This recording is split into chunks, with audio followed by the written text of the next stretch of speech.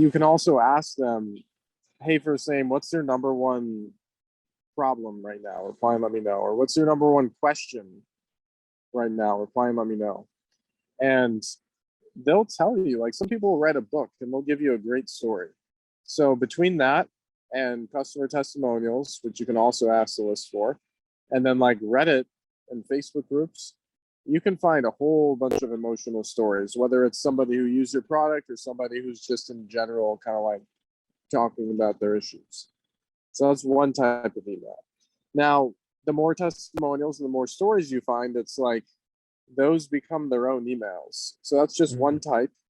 And let's say you have 3 or 4 different products, then you can like kind of multiply that, right? Because it's like you have a lot of different testimonials, a lot of different products, and that's just one type of email. Now, if we go to the second type of email, if it's like curiosity, then what you can do is just like kind of tease the mechanism of the product or the service or whatever it is that you're selling. And usually within a product, there's like 3 or 4 really unique things that make it unique. So if you think about that, there's like 3 or 4 angles you can use for each product there. And then the next one is like contrarian. So if you look at emails or products or people or whatever, a lot of times products and people have an angle or a hook that's very different from all the other people out there. Like, you know how VShred sends emails all the time? They're like, avoid protein. Right. Even though everybody knows protein is good, but they're saying avoid it. So there's a lot of reasons why you could like come up with something that goes against the grain. Every product or person probably has like 2 or 3 very contrarian things about themselves. So that's another few angles.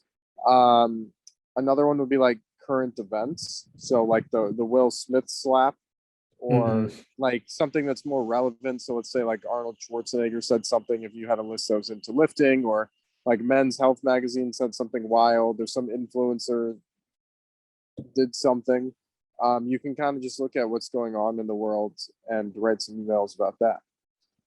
The last angle, the 5th one, would be like personal touch emails, where one that I really like is, this one's an autoresponder, but like an hour after somebody buys something, I'll send an email that says like RE shipping. And then it's like, hey, this is Jeff from the shipping department. I noticed you just ordered product X.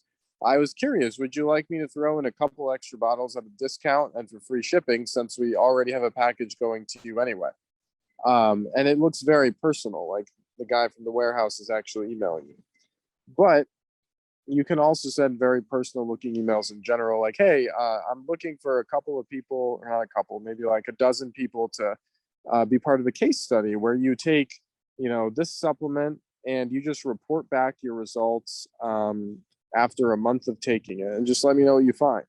And I'll happily share your story on my website. And yeah, something like that. Where it just comes across as very personal. So there's a lot of different ideas you can do there. So it's like there's 5 categories. And let's just say, for example, there's like, you could do like 5 emails in each category. Well, that's 25. And then you multiply it by the number of products you have. So let's say you had 4 products. That's like 100 email angles you could use, which is over 3 months worth if you're sending every day. So then you can just repeat the same email in 3 months and, you know, kind of like tweak it and optimize it and all that. But yeah, that's kind of like a general basis of how I keep things fresh.